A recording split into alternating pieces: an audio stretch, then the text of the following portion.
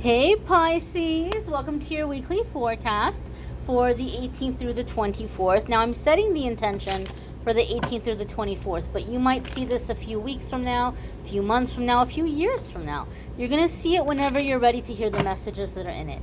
Keep in mind, this is a general reading for the Pisces collective, Pisces sun, moon, and rising. Therefore, not every single message is going to resonate, and that's okay. All right, that's okay. So just take what resonates, leave what doesn't. So without further ado, my dears and my darlings, let's see what's coming up here for Pisces sun, Pisces moon, and Pisces rising. And we're going to move you all just a little bit closer here.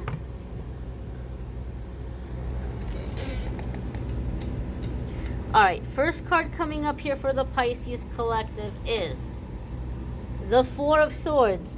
Doesn't surprise me after the reading you all had last week, right? I think that full moon in Capricorn was a doozy for a lot of you. Now the Four of Swords oftentimes comes up for me in a reading when the person I'm reading for emotionally, mentally, spiritually, sometimes even physically, you've been through the ringer. You've been through an awful lot. And you might be putting a lot of pressure on yourself because you're like, but I'm not where I want to be, or I'm not where I know I could be, right? I think a lot of you Pisces are recognizing your full potential and how much you bring to the table and how much you have to offer. And you're like looking at your life and you're saying, my life doesn't reflect what I know I'm capable of or what I know I deserve. And so you're like in this overdrive energy of trying to like hurry up and push and accomplish these things. So you might not be showing a whole lot of compassion or mercy towards yourself. You may be telling yourself that you're being lazy. You may be pushing yourself really hard. But the Four of Swords comes up to say, look, you've been through a lot, my darling, and you need to rest. You need to rest. You need to go easy on yourself. And you need to give yourself time to process a lot of the things that you've been through. Now, you might be saying to yourself, oh, but Amethyst, that was so long ago. That was 5 years ago. That was 10 years ago. But when we're in survival mode and we have to keep pushing ourselves and, picking up ourselves by the bootstraps and go, we don't always have a whole lot of time to process our emotions and our feelings. So just because something happened a long time ago, it doesn't mean that you've processed it. It doesn't mean that you've released it. And so Four of Swords says, this is the time for you to rest, to release, and to really focus on your spiritual connection. And not on your spiritual connection as it pertains to like other organizations or teachers, but your personal relationship, your personal connection. This is a time for you to pray, to meditate, to spend time in nature or in art or music or whatever it might be that gives you a feeling or a sense of connected to higher power. This is a time for you to really, really focus on strengthening the relationship you have with God and with, your spiritual team.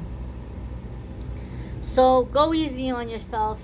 You might be really tempted to push yourself really hard. You might be telling yourself, oh, but I should be over this by now. Get that out of your head. There is no should. Get it out of your head, right? It's going to take however long it takes, and that's okay. That's just fine. And the sooner you stop resisting it, the sooner you'll get it out of your system. Okay? So go easy on yourself. Be gentle with yourself. Four of Swords can also sometimes come up when there's a temporary separation or temporary time apart. So some of you may be nearing the end of a temporary separation or temporary time apart from someone or a place that you've been wanting to get back to. The next card that's coming up here for Pisces is the Five of Swords. So there may be some burning of bridges, my dears, and that might be another thing that you're going to have to let yourself process and go easy on yourself. It might also be something in which it's causing you to have to strengthen your faith. There could be some kind of crisis here in terms of your faith or your beliefs, and you may be feeling like life is taking you in a different direction. So there could be something happening here for some of you within a spiritual community that you belong to, or within a church or organization on which you have developed your values or your beliefs, and you may be coming into a time of separating from these people or from these groups. And so it might make you kind of wonder, it might make you kind of question, what is truth? Is there a God? Does God care about me? There may be these kinds of questions coming up. So it's important to take time and strengthen your relationship and have a personal relationship with God, universe, spiritual team. Some of you know that I was raised really religious, and that was my whole life for the first part of my life, and I ended up getting excommunicated from that church. And it wasn't for tarot, oddly enough. Tarot and all the spirituality came much later. And I know I was very confused, and I became agnostic, borderline atheist. I didn't know what I believed. And so some of you may be in this kind of time where you don't know what you believe anymore. You may feel a little bit jaded. You may be seeing hypocrisy. You may be seeing things that you thought, I thought holy people didn't behave this way, or I didn't think that God would allow something like this. And so for some of you, there's having to find your personal connection again. There could be also leaning on your faith and your personal connection to help you burn some bridges here. Sometimes also the Five of Swords comes up for me, unfortunately, when we're dealing with someone who really knows how to trigger us, and they might be on purpose triggering us. So, for example, maybe you grew up and they always told you, oh, you're so sensitive, oh, you're so dramatic, and then so you're always kind of self-conscious about that. You don't want people to think you're sensitive. You don't want people to think that you're dramatic. And this person knows that.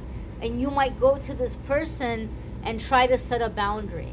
Like, hey, the way you're talking to me is really hurtful. Or, you know what, I'm not comfortable going out and hanging out with your ex by yourself or by yourselves, or whatever it might be. You might be going and trying to set a boundary, and this person turns it around on you, and Pisces, I can't believe how dramatic you're being right now. Oh my God, you're so much drama. You're so sensitive. You make everything about you, and they just turn it around on you. And they make you feel that way because they know you're insecure about feeling that way, so that you'll back down and you'll be like, you know what, never mind. Maybe I'm being sensitive, maybe I'm being dramatic, and so you stop enforcing that boundary. Some of you are dealing with someone who's behaving in this way. It doesn't have to be romantic. It could be in a work situation, it could be in a family situation, it can be a toxic friendship. And so what you need to do if you're in this kind of situation, or you just know you're getting triggered, take a step aside if you can before reacting or responding, and journal through this. What happened? Who was involved? What did they say? What did they do? How did it make me feel about myself? Why, as far back as I can remember, when is the earliest time in my life that I remember being made to feel this way? What do the situations have in common?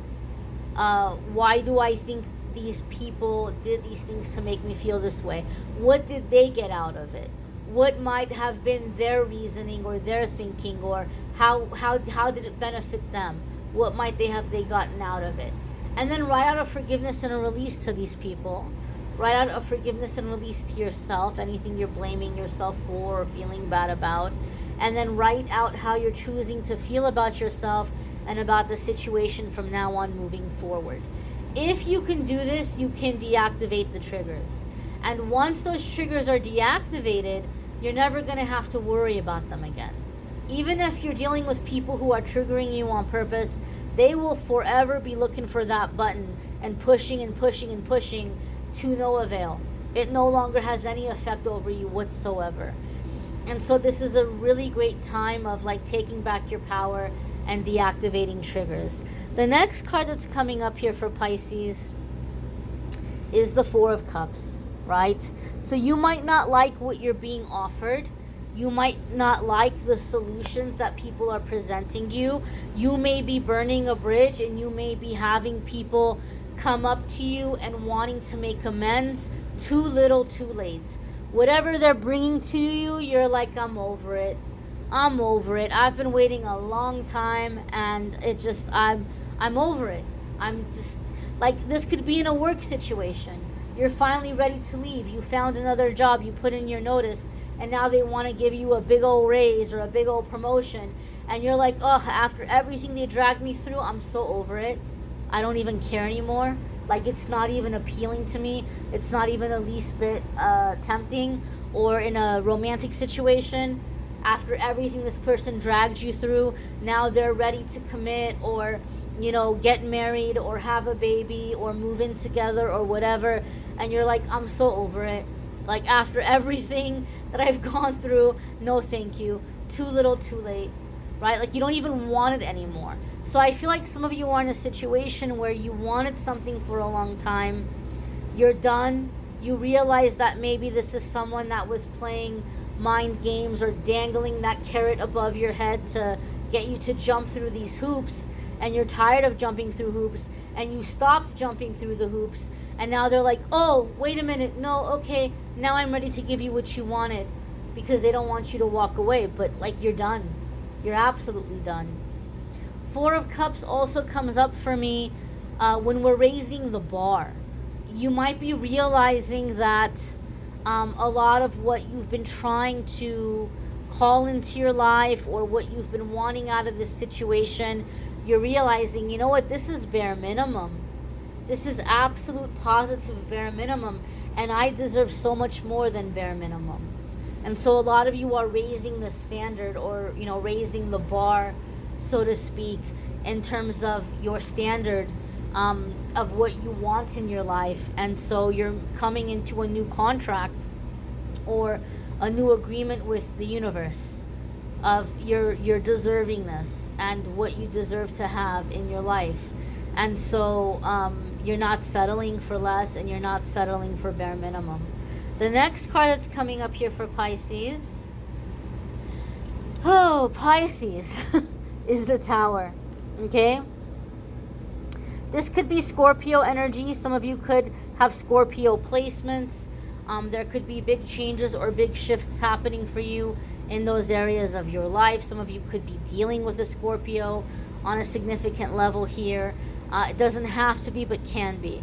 The Tower, though, the Tower is going to be about big paradigm shifts, right? Seeing through illusions, being pushed out of our comfort zone, permanent life changes, like life is never going to be the same again.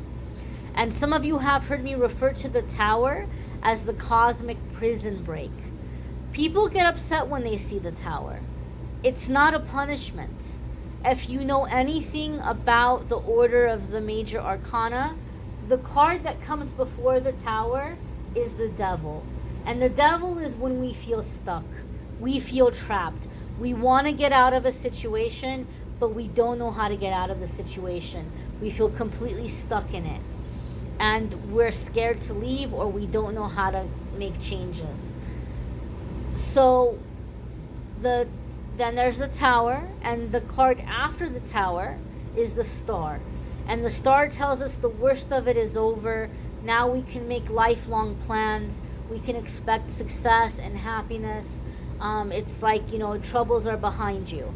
So in between those two is the Tower. The Tower is the cosmic prison break. The Tower is when your angels and guides are coming in to free you from the clutches of the devil, whatever that may be in your life. You're being rescued from a situation that you haven't been able to figure out how to get out of. And so your angels and guides are coming in and they're busting you out of that situation. They're removing it from your life. For some of you, there could be a big argument in this process where it's just like, well, then fine, bye, kind of situation here. But it's happening to free you from a situation that's been holding you back and keeping you miserable. And your angels and guides don't want to see you miserable anymore. So there could be a significant chapter in your life that may be coming to an end this week, or it may be set in motion that it's coming to an end this week. Some of you are embracing your fears, or facing your fears, embracing your vulnerability, and taking a leap of faith in a new direction. So you may be going in a direction that's pushing you out of your comfort zone, but ultimately it's pushing you towards that star, that long-term happiness. You may want to check out the moon sign and rising sign for your placements if you haven't already. And so there's a link in the description of the video that will take you to the weekly forecast playlist, and you can watch your other placements. There's also a link that will take you to the love and romance readings for July. And there's also a link that will take you to my scheduling page if you want to schedule a private reading with me. It will take you to calendly.com/amethystangelite, and you can schedule a private reading with me there. And if you don't know, every single day on this channel, I do a daily message as well. If you think that might be helpful, if you want to check that out, be sure to check out the dailies as well. I thank you all for watching, liking, sharing, commenting, subscribing. I hope you all have a fabulous, fabulous week ahead. Hope to see you all in the dailies. Take care and be well, my darlings.